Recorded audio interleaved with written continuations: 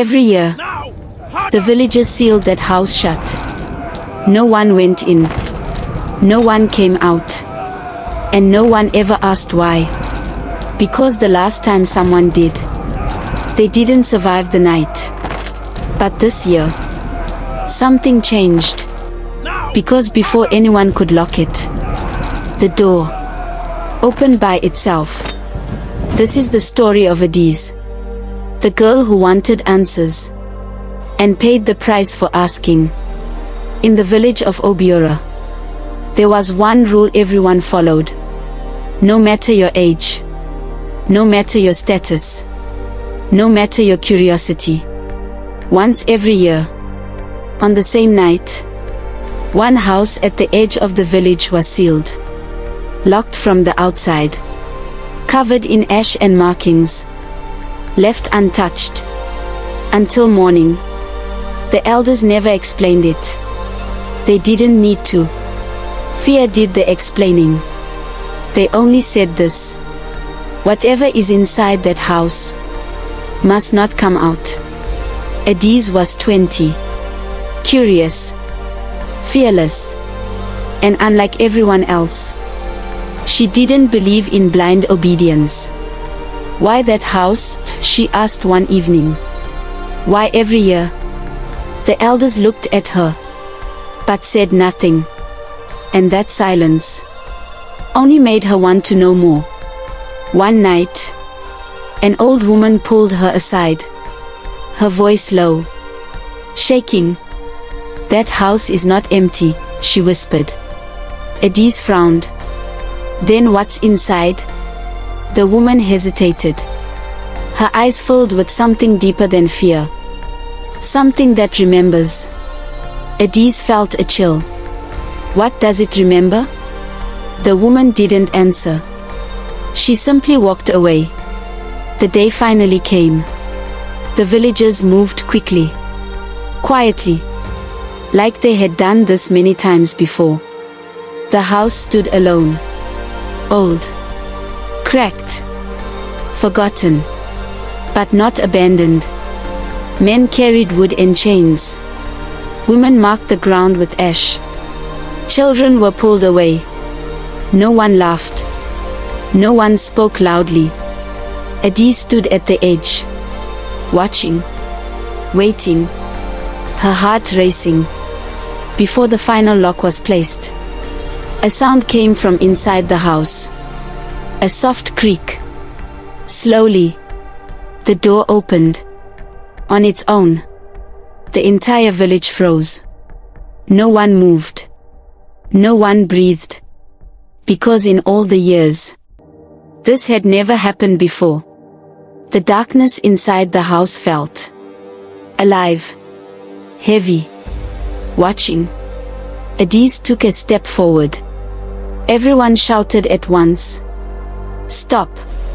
But she didn't. Because for the first time, the rule wasn't stopping something from getting out.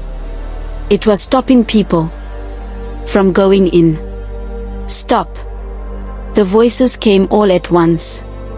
Sharp, panicked, desperate. But Adise didn't stop.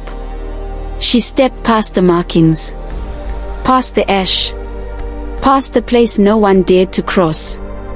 And just like that, something changed. The air grew colder, heavier, like the village itself was holding its breath. "Close it," someone shouted. "Seal it now."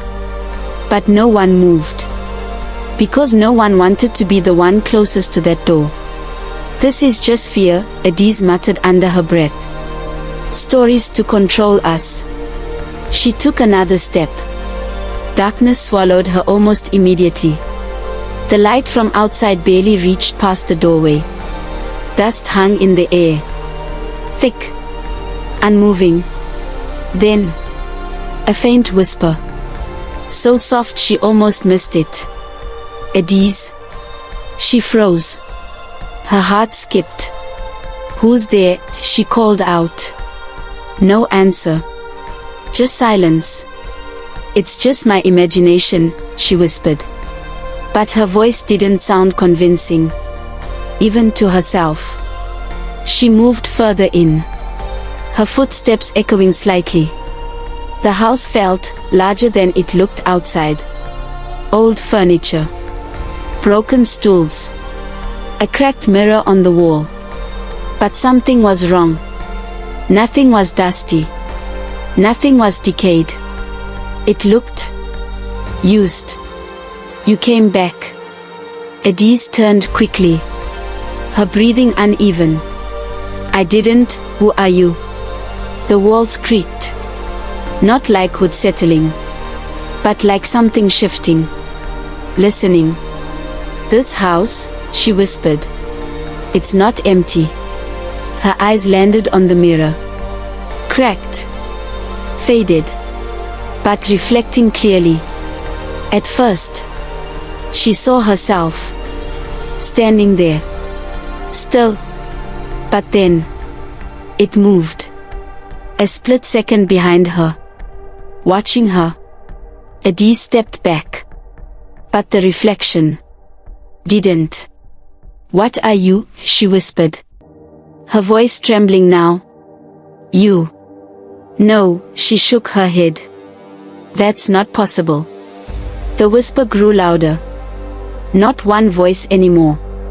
Many. Layered. Broken. We remember? You left. You didn't come back. Edise's eyes widened slowly. Left. Her voice dropped. When? Images flashed in her mind. Quick. Broken. Unclear. Fire. Screaming. Running. This wasn't just a house. It was something else.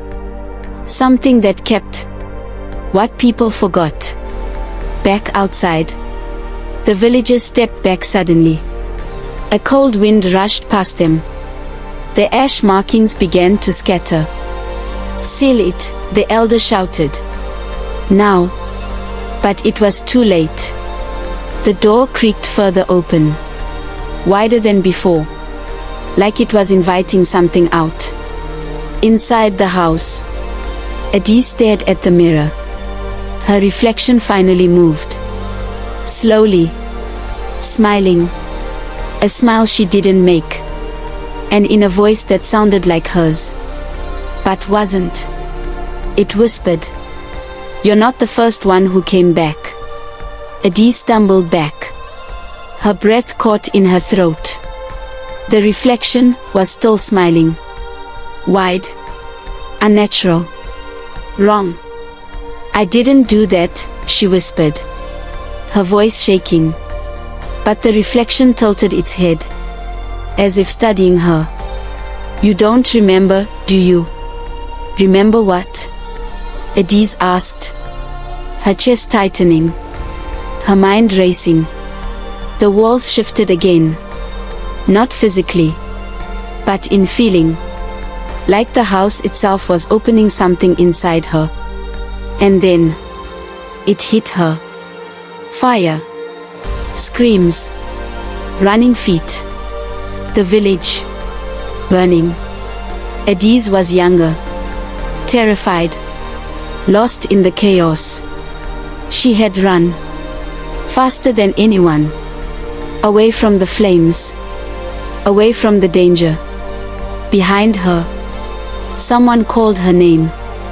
Begging. Crying. Don't leave me. She had stopped. Just for a moment. Just long enough to look back. She kept running. The next morning, the fire was gone. But something else wasn't. Right where the flames had been worst. They built the house. Not to live in, but to contain something. The elder's words echoed in her mind. That house is not empty. It holds what was left behind. The fear. The pain. The people. Who didn't make it out. You left us. You heard us. You chose yourself. Tears filled Edise's eyes. No. I didn't know. Her voice broke. I was scared. We were scared too. This wasn't just a place. It was a prison. For memories. For souls. For everything the village tried to forget. Not to keep something out, but to keep the past from coming back. The wind howled through the village. Doors slammed open. Shadows moved where nothing stood. It's happening again, someone screamed. The elder fell to his knees. She opened it. Adise fell to the ground. Crying now. Shaking. I'm sorry, she whispered. I didn't know. The reflection stepped forward. Out of the mirror. Now standing in front of her. Same face. Same voice. But empty. Now you do. The room darkened. The voices grew louder. Surrounding her. Closing in. And then. Nothing. The wind stopped. The shadows vanished. The house door slowly closed. The villagers stood frozen. No one spoke. No one moved. By morning, the house was sealed again. Locked. Marked. Untouched. But this time, there was one more voice inside. Inside the house, a figure stood in the darkness. Still. Silent. Watching. Because some rules aren't made to control you. They're made to protect you from the things you're not ready to remember. If you enjoy African stories, folklore, myths, and legendary tales, this channel is for you. Subscribe to African Savannah Tales for new African folktales and storytelling videos every week, and explore the wisdom, mystery, and magic of Africa's timeless stories.